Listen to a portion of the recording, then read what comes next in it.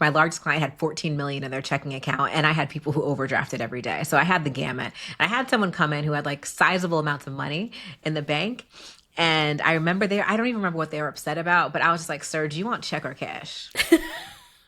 I remember this story from your book. I was hollering. I should have gotten fired on the spot, but my boss at the time knew because I was just over like, sir, do Yeah. you want check or cash? We could close this account right now. It's fine. Like go over to B of A, go to Wachovia, go to Wells Fargo, go to any place else. You don't need to be here. But luckily my manager had pity on me and he just knew that I was disgruntled and didn't need to be there anymore.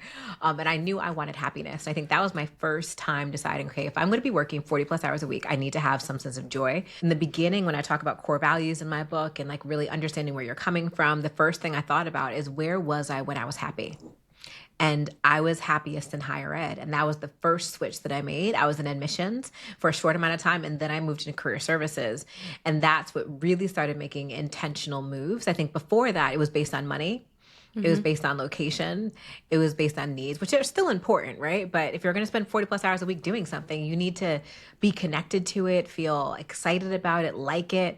Because there's going to be bad days. I tell all my clients that if you actually like what you do, like the industry, like there's a base level of like respect and honor and interest in what you're doing, you can do it even on the bad days.